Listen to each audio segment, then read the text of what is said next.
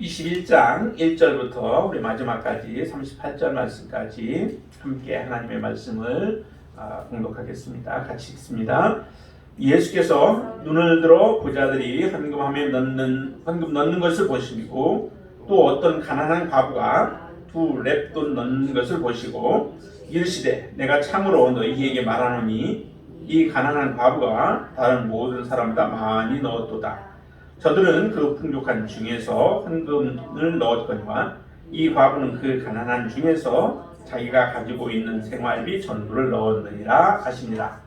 어떤 사람들이 성전을 가리켜 그 아름다운 돌과 헌물로 꾸민 것을 말하며 예수께서 이르시되 너희 보는 이것들이 날이 이르면 돌 하나도 돌 위에 남지 않고 다 무너뜨려지리라. 그들이 물어 이르되 선생님이여 그러면 어느 때에 이런 일이 있겠사오며 이런 일이 일어나려 할 때에 무슨 징조가 있사오리까? 이르시되 미혹을 받지 않도록 주의하라.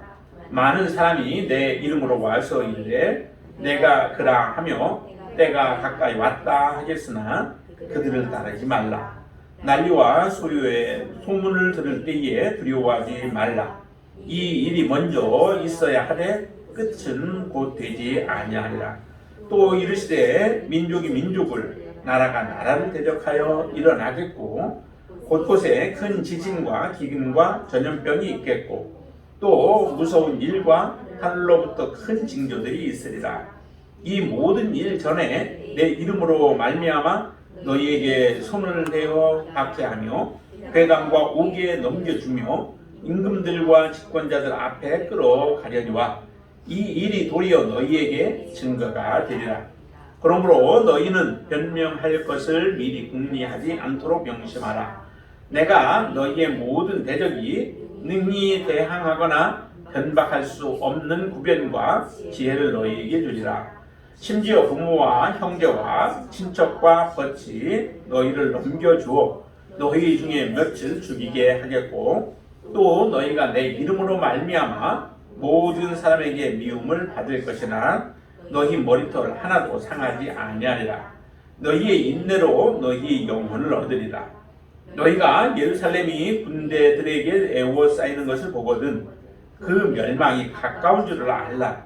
그때에 유대에 있는 자들은 산으로 도망갈 것이요 성내에 있는 자들은 나갈 것이며 촌에 있는 자들은 그리로 들어가지 말지어다. 이 날들은 기록된 모든 것을 이루는 징벌의 날이니라. 그 날에는 아이벤 자들과 젖먹이는 자들에게 화가 있으리니 이는 그 땅에 큰 환난과 이 백성에게 진노가 있겠음이로다. 그들이 칼날에 죽임을 당하며 모든 이방에 사로잡혀 가겠고 예루살렘은 이방인의 때가 차기까지 이방인들에게 밟히리라. 1월 성신에는 징조가 있겠고 땅에서는 민족들이 바다와 파도의 성난 소리로 인하여 혼란한 중에 곤고하리라. 사람들이 세상에 임할 일을 생각하고 무서워함으로 기절하리니 이는 하늘의 권능들이 흔들리겠습니다. 그때 사람들이 인자가 구름을 타고 능력과 큰 영광으로 오는 것을 보리라. 이런 일이 되기를 시작하거든 일어나 머리를 들라. 너희 속량이 가까웠느니라 하시더라. 이에 비유로 이르시되 무화과 나무와 모든 나무를 보라. 싹이 나면 너희가 보고 여름이 가까운 줄을 자연히 아나니 이와 같이 너희가 이런 일이 일어나는 것을 보거든 하나님의 나라가 가까이 온 줄을 알라. 내가 진실로 너희에게 말하노니 이 세대가 지나가기 전에 모든 일이 다 이루어지리라. 천지는 없어지겠으나 내 말은 없어지지 아니하리라. 너희는 스스로 조심하라. 그렇지 않으면 방탕함과 술취함과 생활의 염려로 마음이 둔하여지고 뜻밖의 그날이 덕과 같이 너희에게 임하리라. 이날은 온 지구상에 거하는 모든 사람에게 임하리라. 이러므로 너희는 장차 올 이 모든 일을 능히 피하고 인자 앞에 서도록 항상 기도하며 깨어 있으라 하시니라. 예수께서 낮에는 성전에서 가르치시고 밤에는 나가 감람원이라 하는 산에서 쉬시니 모든 백성이 그 말씀을 들으려고 이른 아침에 성전에 나아가더라. 아멘. 얼마 전에 우리 재환 형제가 아주 잘 세세한 부분들은 잘 여러분들에게 말씀해 주셔서 기억이 잘 날 거예요. 그것을 여러분들이 잘 기억하고 계시고, 오늘은 제가 좀 전체적인 숲에 대한 부분들을 본다라고 생각을 하시고 말씀을 좀 보시면 좋겠습니다. 우리 21장 1절부터 거기에 보면은 눈을 들어서 부자들이 헌금하는 것을 넣는 것을 이렇게 예수님께서 보셨다라고 하는데요. 저는 처음에 왜 이 분단이, 이 내용이 여기에 기록되어져 있을까라고 하는 그런 의문을 좀 많이 가졌었습니다. 실제적으로 21장은 마지막 그 징조에 대한, 마지막 날들에 일어날 일들에 대한 징조에 대한 부분들을 쭉 말씀을 하는데, 갑자기 그 21장 1절부터 거기에 과부에 헌금하는 것, 그거라고 부자들이 헌금하는 것을 예수님께서 보시는 그 내용이 있어요. 그냥 일반적으로 예를 들어서 예수님께서 사역하신 모든 일들을 순서대로 쭉 그냥 기록했다라고 한다면은 뭐 보시고 또 그 얘기도 하시고, 그리고 나서 또 징조에 대한 성전을 보면서 사람들이 물으니까 그에 대해서 징조 예언을 하시면서 어떤 징조들이 있을 것이다 라고 하는 이야기를 뭐 자연스럽게 할 수는 있겠죠. 그러나 모든 것이 다 그냥 시간적으로 일어난 일들을 기록한 것은 아니다라고 하는 거죠. 성경이 그렇게 해서 시간적으로 기록되어진 부분도 있겠으나 대부분의 경우는 그 기자가 당연히 의도를 가지고 성경을 기록했고, 그리고 이것이 그날 하루하루 매일매일 우리가 일기를 쓰듯이 쓰는 것처럼 쓴 것이 아니다라고 하는 것을 생각해 본다면은 분명한 의도를 가지고 이것을 기록했다라고 하는 거죠. 여러분들은 그럼 이 그 헌금하는 내용을 왜 여기에다가 이렇게 기록해 놓았을까라고 하는 것도 한번 여러분들이 생각해 보시라는 거죠. 그리고 또 뒤에 가면은 이제 37절부터 38절 그 마지막 이제 마감하는 부분들에 있어서 예수님께서 이렇게 얘기해요. 예수께서 낮에는 성전에서 가르치시고 밤에는 나가 감람원이라 하는 산에서 쉬셨다. 그리고 모든 백성이 그 말씀을 들으려고 이른 아침에 성전에 나아가더라라고 하는 그런 내용을 거기에 간략하게 두 줄에 걸쳐서 기록을 하고 있습니다. 무엇을 강조하기 위해서, 무엇을 말씀하고자 해서 이 말씀을 거기에 또 기록했을까? 실제적으로 이 모든 구절이나 장과 같은 것은 예수님께서 나눠놓으신 게 하나님이 나눠놓으신 건 아니죠. 사람들이 이제 좀 더 이해하기 쉽게 하기 위해서, 그리고 성경을 찾고 또 분류하기 위해서 이 장과 구절들을 나누어 놨습니다. 그래서 이게 아주 절대적인 것은 사실은 아니죠. 그래서 어떤 때는 보면은 성경 구절이 잘못 끊어진 부분들도 있어요. 앞쪽에다 붙여야 할 내용을 그것을 그렇지 못하고 뒤에다 붙여놔서 이해하는데 좀 어려움이 있는 것들도 있다라고 하는 거죠. 그런 것까지 하나님께서 감동해서 모든 것을 하신 것은 아니에요. 그렇기 때문에 왜 그러면은 여기에 38절까지의 내용을 가지고 21장에다가 기록했는가라고 하는 부분들도 우리가 한번 생각하면서 이제 성경을 읽어야 된다라고 하는 거죠. 자, 그렇게 볼 때에 21장 전체적인 그 내용들은 사실은 종말의 징조들을 우리가 알면은 잘 준비할 수 있다라고 하는 부분들이죠.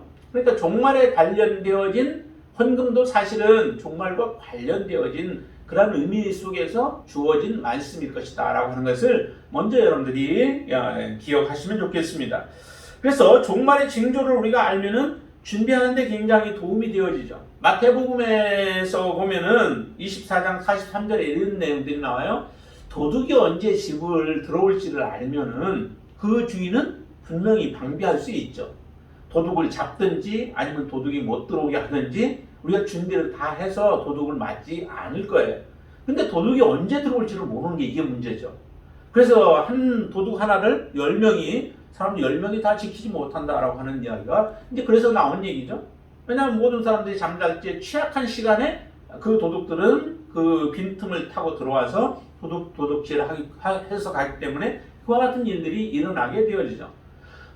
우리가 정말 마지막 징조들을 알고 하나님의 마지막 때가 무엇인가, 아니면 우리가 환난을 당하든가 고통을 당할 때에 그런 일들이 언제 올 것인가 라고 하는 것을 알면은 우리가 준비하기가 쉽죠. 여러분들이 정말 이 종말의 징조들이 보이는데도 모를 수도 있습니다.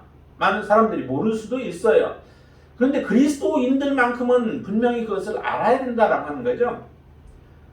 그리스도인이 아니고 일반적인 세상 사람들도 또 말세다라고 하는 말들을 많이 하잖아요.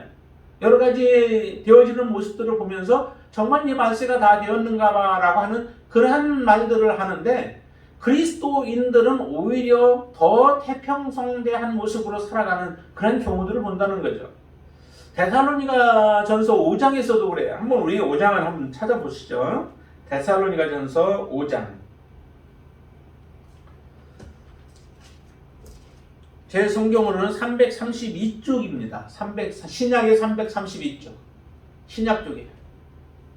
신약 332쪽에 데살로니가전서 5장 1절부터 찾으셨나요? 자, 한번 찾으셨으면 5장 1절부터 한번 보시죠. 형제들아, 때와 시기에 관하여는 너희에게 쓸 것이 없음은 주의 날이 밤에 도둑같이 이를 줄을 너희 자신이 자세히 알기 때문이다. 여기는 주의 날도 밤에 도둑과 같이 이렇게 이를 것을 너희가 안다라고 얘기를 해요. 자, 그러면서 3절 같이 읽습니다. 그들이 평안하다 안전하다 할 그때에 임신한 여자에게 해산의 고통이 이름과 같이 멸망이 갑자기 그들에게 이르르니 결코 피하지 못하리라. 왜 결코 피하지 못하는 일들이 벌어질까요? 거기에 보면은 이렇게 표현하고 있잖아요. 평안하다, 안전하다라고 하는 그러한 말들을 사람들이 한다는 거죠.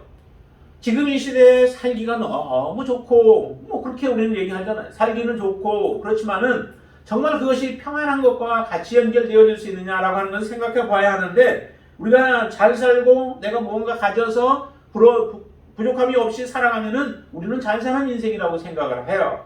그러고 나서 우리는 평안하다라고까지 사람들을 그렇게 안심을 시켜주는 거죠. 우리가 어떻게 살아가고 있는지도 모르고, 내가 하나님 앞에 어떤 모습으로 살아가고 있는지도 모르고 다른 사람들을 그렇게 안심시켜 버린다면은 사람들은 경각심을 가지고 살지 않습니다. 두려움을 가지고 나의 믿음을 돌아보면서 내가 온전한 믿음으로 살아가는지를 보지 않고 살아가게 되어지죠. 이런 사람들은 그러다가 갑자기 주님을 맞이할 수 있을까요? 그럴 수 없습니다.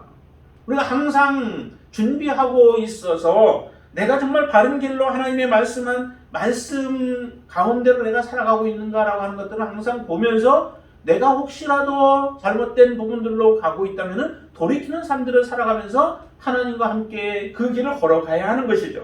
그럴 때 우리의 길은 진정으로 안전한 것이고 평안한 길이지, 우리가 다른 사람들이 누군가가 안심시켜준다고 해서 그게 안전한 길은 아니다라고 하는 거죠. 그런데 사람들은 그렇게 말한다는 거예요. 그 평안하다 안전하다라고 하는 말 때문에 사람들은 이제 모든 것이 잘 되어질 것을 그냥 그렇게 믿는 거죠. 확신하면서 살아가지만은 그렇지 않다는 겁니다. 4절 이렇게 얘기하죠. 형제들아, 너희는 어둠에 있지 아니하며 그날이 도둑같이 너희에게 임하지 못하리라. 누구에게요? 형제들, 깨어있는 자들, 하나님의 말씀대로 살아가는 자들, 하나님의 뜻대로 순종하며 살아가는 그 사람들이 형제들이죠. 그냥 교회 안에 있다고 모든 사람이 형제는 아닌 겁니다. 그래서 그런 사람들에게는 도둑과 같이 임하지 않을 것이다 라고 얘기를 해요.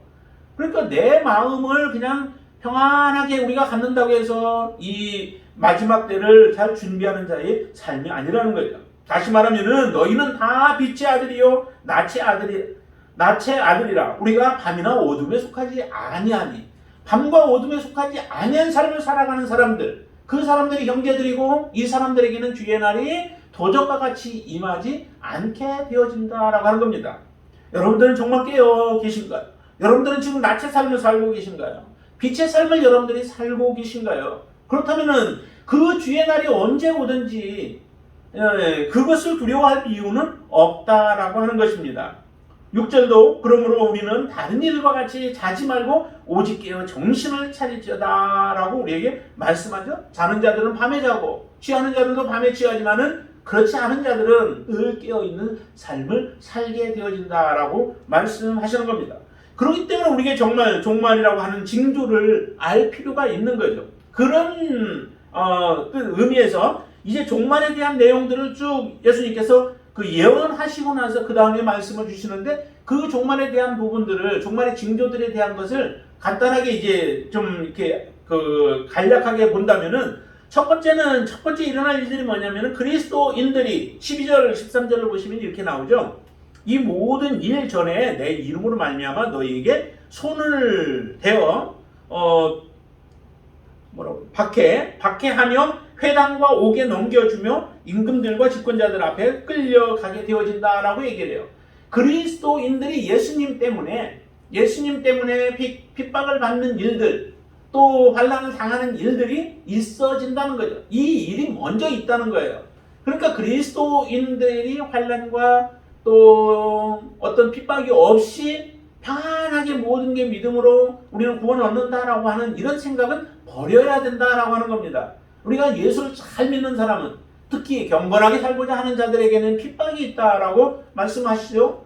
그렇기 때문에 우리 그리스도인들은 이와 같은 박해가 먼저 있다라고 하는 거예요. 그러나 그 박해가 있다고 해서 그것이 끝은 아니죠. 이런 일들이 있고, 그 다음에 두 번째 일어날 일들이 뭐냐면은 8절 9절을 보면은 많은 소문들이 일어나겠는데, 그 소문이 뭐냐면 예수 그리스도 메시아가 나타났다라고 하는 그런 소문들이 있다라고 하는 거예요. 그 소문들이 일어나도 거기에 미혹되지 말라는 거예요. 우리 주변에도 저번에 정환 형제가 얘기한 것처럼 많은 우리를 미혹하는 자들이 있습니다. 이런 것에 이끌려 다니지 말기를 다시 한번 바랍니다. 그리고 9절에 보면 난리와 소유의 소문들이 있다라고 하는 거죠. 이런 소문들로 인하여서 우리의 마음에 어떤 마음들이 가져요. 거기에 보면 9절에 들을 때에 두려워하게 되어진다라고 하는 거죠. 이런 두려움들이 우리에게 찾아오게 되어집니다. 그런 상황들이 오지만은 거기서도 끝이 아니에요. 징조들이 더 있다라고 하는 거죠. 그 징조들은 뭐예요? 11절에 보시면 이렇게 얘기하죠. 곳곳에 큰 지진과 기근과 전염병이 있겠고 또 무서운 일과 하늘로부터 큰 징조들이 있을 것이다 라고 얘기해요. 정말 두려운 일들이죠. 큰 지진이 있고 기근이 있고 전염병들, 자연재해와 같은 이런 일들이 닥치게 되어지죠. 그런 일들로 인해서 많은 사람들이 한순간에 가졌던 모든 것들을 잃어버리고 그러면서 때로는 목숨까지도 위협을 당하고 고통을 당하는 일들이 일어나게 되어지죠. 기근 같은 경우는 많은 사람들이 고통을 당하게 되어져 한꺼번에. 전염병으로 인해서도 그렇고요. 우리 코로나 같은 경우도 있었잖아요. 그 코로나가 한 번 오니까 교회들이 얼마나 휘청거려요.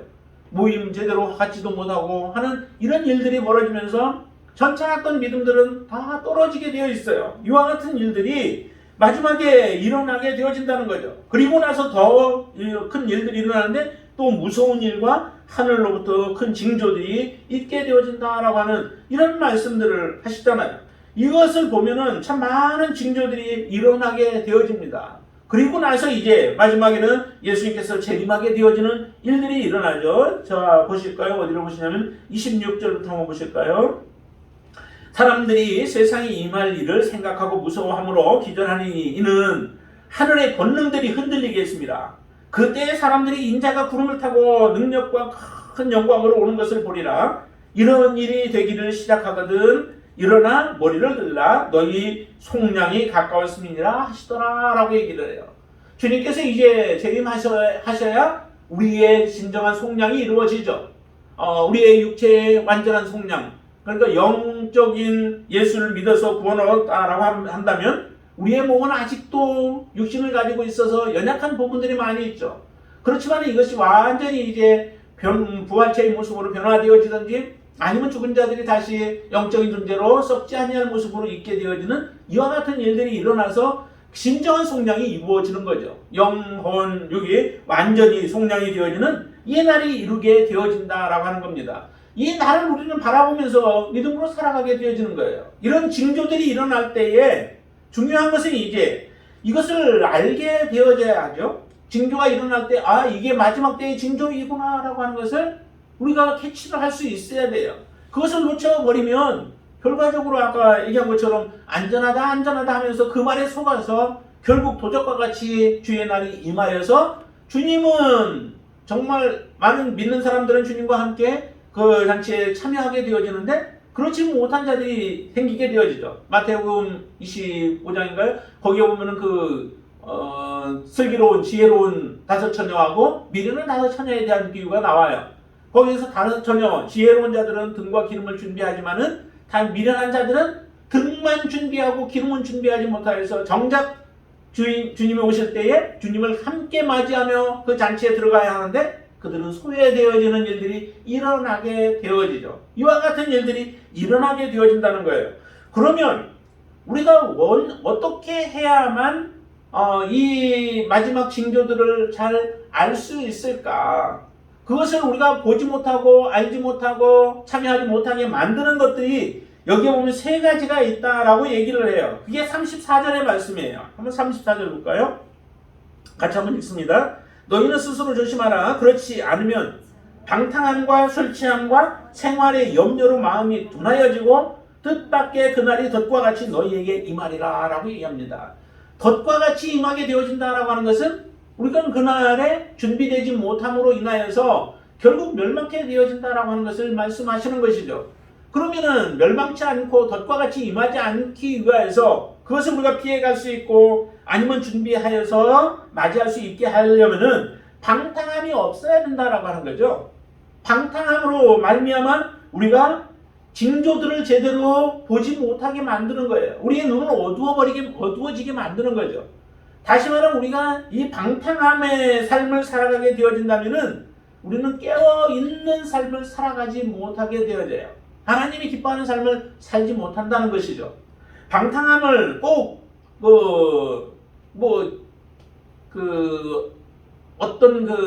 아주 그냥 음란한 모습으로 살아가는 이것만을 얘기하는 게 아니죠. 성경에서의 방탕함은 세상적인 방탕함에 비해서 폭넓은 의미로 사용이 되어져요.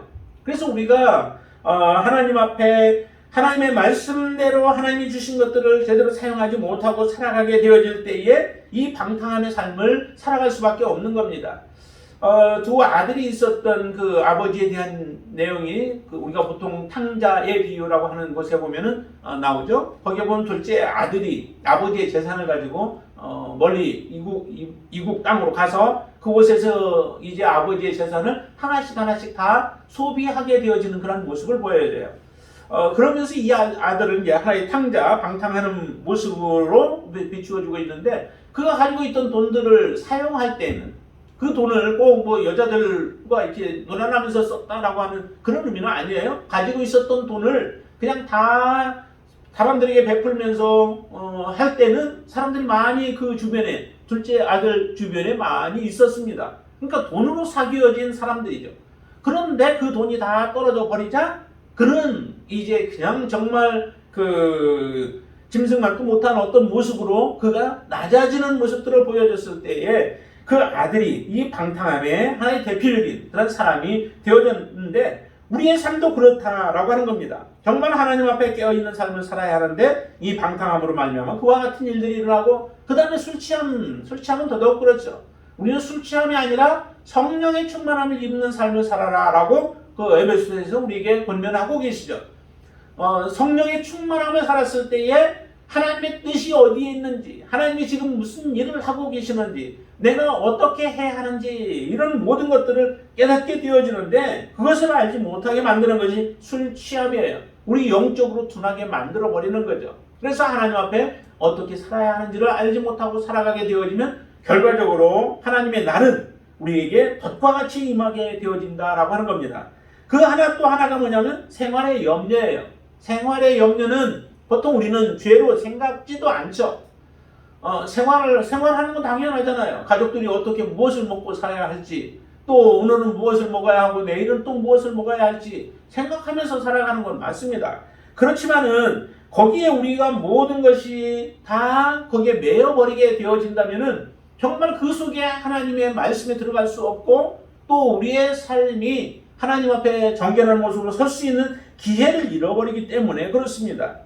정말 어떻게 살아가야 할지 계획하고 때로는 그 구상을 하면서 또 직장 생활도 하고 다 그렇게 해서 하는 게 우리가 생활하기 위한 목적 아니겠습니까? 우리 가족들이 어떻게 살고 그런데 이런 것들을 하는 것은 중요하지만 그러나 그것 때문에 정말 주님을 잃어버리게 되어진다면 하나님의 말씀을 우리가 내려놓게 되어진다면 그것은 곧 생활의 염려로 말미암아 우리의 마음이 둔하여진 것이다 라고 하는 것을 우리에게 말씀하는 것입니다. 그래서 이와 같은 세 가지에 빠지게 되어지면 단지 여기는 이제 세 가지로 얘기했지만 그 외에 더 다른 것들도 있겠죠. 그러나 이 본문에서 얘기하는 것은 이 세 가지로 인하여서 우리의 마음이 둔하여지게 되어지면 정말 이런 징조들이 우리 주변에서 일어나고 지금 이 시각에도 일어난다 할지라도 우리는 그것을 보지 못하게 되어집니다. 그 결과로 하나님 앞에서 버림받는 인생이 되어질 수밖에 없습니다. 그러면 이 성경 21장 안에서 우리가 그러면 깨어있는 삶이 무엇인가? 우리가 마지막 징조들을 바라보면서 야 이게 하나님이 우리에게 주시는 메시지야. 지금 마지막 때야. 그렇기 때문에 우리는 준비하면서 살아가야 돼 라고 우리를 깨어있게 만드는 그런 내용들이 무엇이 있을까라고 하는 거죠. 그러면 이 본문에서 보면은 1절부터 우리가 4절까지의 그 내용들을 우리가 보면서 거기에서 무엇을 보냐면은 비록 우리가 가난하게 산다 할지라도 없이 살아간다 할지라도 이 과부는 자기의 생활비 전부를 하나님 앞에 드렸습니다. 헌금으로 드렸죠. 그렇다고 해서 우리가 모든 것을 다 남김없이 다 하나님 앞에 드려야 되는 것은 그걸 의미하는 건 아니죠. 그의 마음이 어디에 있었는가, 어떤 마음으로 하나님 앞에 나왔는가라고 하는 거예요.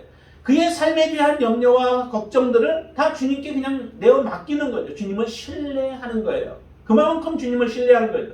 내게 아무것도 없어도 주님이 나를 인도해 주시고 나를 먹이시고 나의 필요한 것들을 채우신다라고 하는 분명한 확신과 신뢰와 믿음이 있었던 거예요. 그렇기 때문에 드릴 수 있는 거죠. 다른 누가 이렇게 할 수 있겠습니까? 그런 믿음이 없이는 우리가 할 수 없는 겁니다.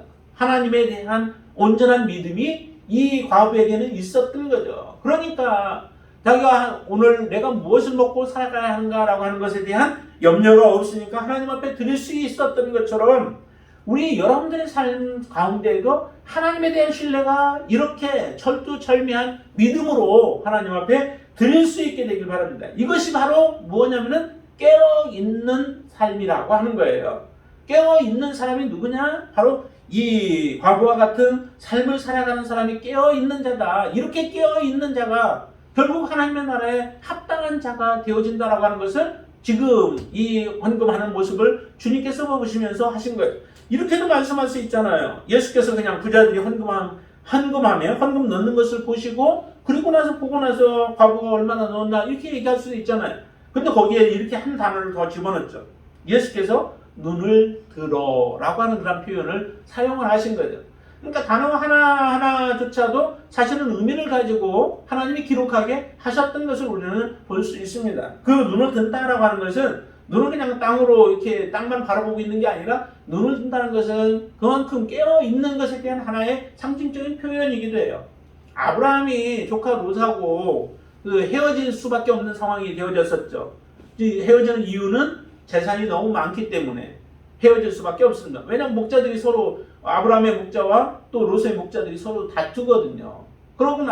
그때에 아브라함이 먼저 얘기를 하죠. 내가 이 들들을 바라보고 좋은 곳을 먼저 선택하라 라고 조카에게 얘기하고 조카가 소돔과 고모라 성 쪽을 아름다운 곳이기 때문에 그곳을 택하게 되죠. 그러고 나서 아브라함은 이제 쭉 젖어서 또 땅을 바라보고 있을 때 하나님께서 아브라함에게 하셨던 말씀 중에 하나도 내 눈을 들어서 하늘을 바라보고 들을 바라보고 하는 그 내용들이 나와요. 그런 모습들처럼 눈을 든다라고 하는 것이 그냥 단순히 눈을 드는 것도 표현되지만 거기에는 깨어있다라고 하는 것에 대한 하나의 상징적인 표현이다라고 하는 거예요. 그래서 이 여인은 깨어있는 삶을 살아가고 있는 자예요. 우리가 바로 그런 여인과 같은 삶을 살기를 원하시는 거죠. 그리고 또 깨어있다라고 하는 의미로 사용되어진 것이 뭐냐면은 거기에 8절과 9절에서 아까 소문들을 듣게 되어졌죠. 근데 거기에 보면 이렇게 표현하죠. 내 이름으로 와서 이르되 내가 그라. 내 예수님의 이름으로 와서 내가 메시아다라고 하는 그런 말들을 하는 사람들에게 미혹당하지 아니하는 거예요. 미혹당하면 끝이죠. 우리가 미혹당하면은 더 이상 소망이 없습니다. 그런 미혹에도 하나님의 말씀, 이미 주님께서 말씀을 주셨기 때문에 이 말씀들을 보면서 미혹당하지 아니하는 거예요.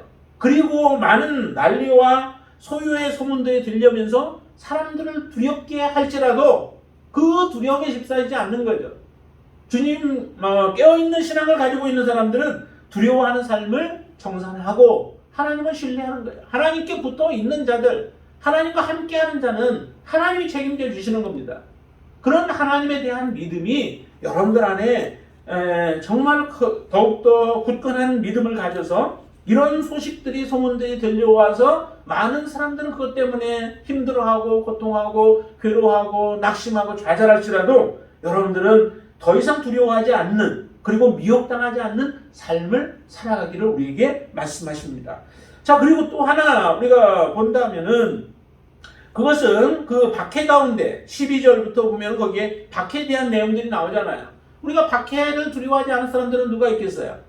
우리 여러분들에게 박해가 임한다라고 하면은 그 박해에 대한 두려움은 당연히 갖는 것이 사람으로서 할 일들이 아니에요.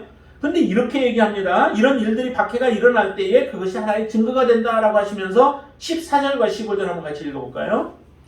그러므로 너희는 변명할 것을 미리 궁리하지 않도록 명심하라. 내가 너희의 모든 대적이 능히 대항하거나 반박할 수 없는 구변과 지혜를 너희에게 주리라 라고 얘기해요. 그런 상황이 되면 내가 어떻게 말할까? 우리는 그런 걱정들을 하잖아요.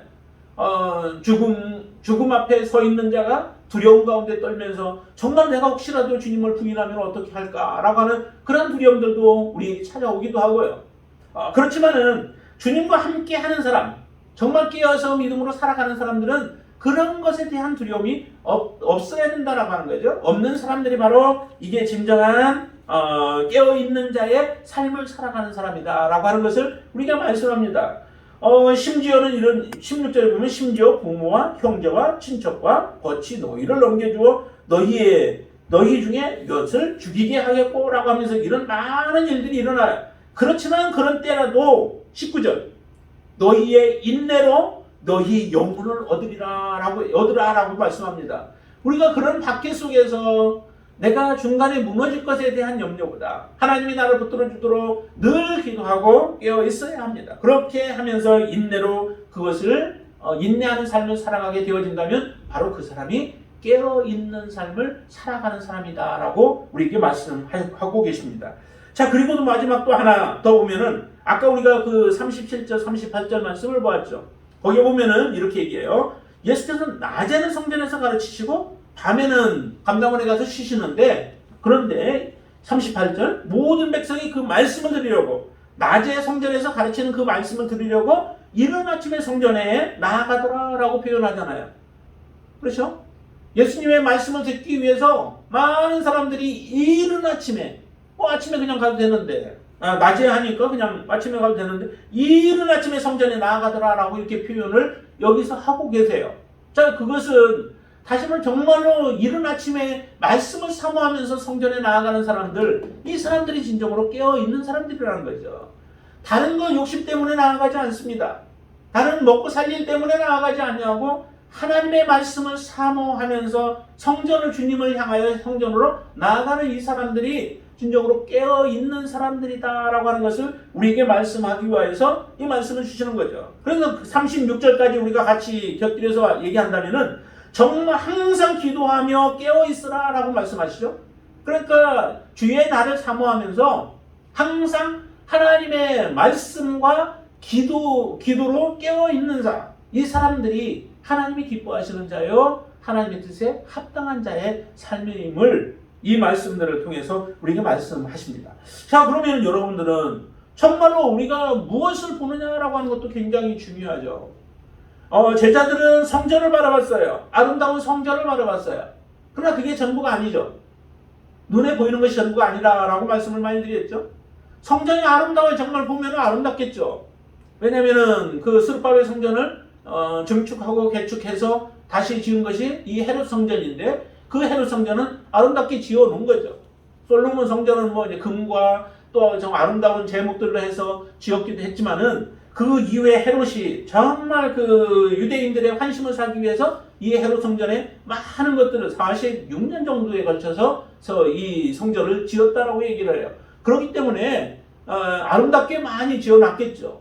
그런 성전을 바라보면서 겉모습의 아름다움을 보지만은 주님은 그 겉모습을 보지 않습니다. 그것이 앞으로 어떠한 환난을 당할 것인가 라고 하는 것들을 바라보듯이 우리가 바라봐야 할 것들도 바로 하나님 앞에 우리가 믿음으로 어떤 믿음으로 서서 무엇을 바라보며 살아갈 것인가 라고 하는 것이 우리의 길을 결정하기도 하죠. 여러분들이 오직 믿음에, 오직 말씀에, 오직 하나님 앞에 바르게 서는 삶을 여러분들이 바라보면서 믿음으로 살아가신다면 여러분들 정말 깨어있는 삶을 살아가시게 되어질 줄로 믿습니다. 그런 삶을 우리가 살아가야 된다는 거죠. 또한 우리가 무엇을 정말 자랑해야 할 것인가 라고 하는 거죠. 우리가 자랑해야 할 것들이 많이 있겠죠. 이 세상에 여러분들이 살아오면서 경험한 것들 많이 있고, 여러분들이 배운 것들 많이 있고, 여러분들이 가지고 있는 것들이 많이 있을 거예요. 그러나 그것들 가운데 정말 진정으로 자랑해야 할 것들, 참된 것을 우리는 자랑해야 되죠. 내 안에 있는 예수 그리스도 그분을 우리는 자랑하고, 그분이 우리에게 주시는 영원한 하나님의 나라의 삶을 소망하면서 그것을 자랑하면서 살아가시는 여러분들이 되시기를 바랍니다. 하나님의 나라에 들어가기를 원하는데 하나님의 나라를 우리가 자랑할 줄 모른다면은 그거는 우리가 하나님의 나라를 사모하는 자의 삶이 아니죠. 여러분들이 가장 귀하게 여기는 것은 그만큼 소중하게 여길 뿐만 아니라 그것을 다른 사람들에게도 떳떳하게 이렇게 얘기할 수 있죠. 바로 여러분들 안에 계신 그 예수 그리스도가 부끄럽지 않도록 여러분들이 그 예수 그리스도를 자랑하고 드러낼 수 있게 되길 바랍니다. 이런 사람들이 정말 깨어있는 삶을 살아가게 되어질 거예요. 여러분들의 삶이 깨어있는 삶으로 인하여서 마지막에 우리에게 분명히 내가 개인적인 종말을 먼저 하나님이 주시는 마지막 그 종말을 맞이하기 전에 우리가 개인적인 종말을 맞이한다면 모르겠지만, 그러나 그렇지 않다면 우리는 분명히 하나님께서 이 주시는 마지막 종말 앞에 서게 되어질 겁니다. 그 종말 앞에 섰을 때 그것을 잘 분별하고 또 그때에 우리가 잘 행동함으로 인하여서 하나님이 기뻐하시는 귀한 하나님의 자녀의 삶을 살아가시는 저와 여러분들의 삶이 되기를 주님의 이름으로 축원드립니다. 기도하겠습니다. 참 좋으신 아버지 하나님 감사합니다. 우리가 이 땅에 살아가는 동안에 동일하게 주어진 그런 시간은 아니라 할지라도 우리에게 정말 귀중한 날들을 주셨습니다. 이 주어진 날들을 우리가 어떻게 살아가는가에 따라서 하나님 우리의 삶은 완전히 달라짐을 저희들 압니다.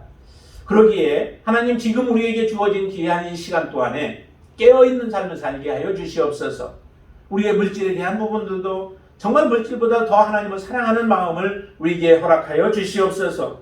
예수 그리스도 외에는 어떠한 소문에도 또 어떠한 그 난리의 소문에도 우리는 두려워하거나 떨지 않게 하여 주시고, 또한 박해가 올지라도 그 박해를 담대하게 믿음으로 인내하면서 견뎌낼 수 있도록 주님 도우실 것을 믿습니다. 나와 함께 하시는 하나님이 세상을 이기셨기에 나도 이길 것을 믿습니다. 그 믿음으로 저희들이 살게 하여 주시옵소서. 항상 말씀을 가까이 하는 자가 되게 하시고 기도로 하나님의 마음을 헤아려 하는 자들이 되어지도록 역사하여 주시옵소서. 그래서 마지막 때를 항상 예비하고 준비하며 살아가는 지혜로운 자들이 되어지도록 축복하여 주시옵소서. 예수님의 이름으로 간절히 기도드리옵나이다. 아멘.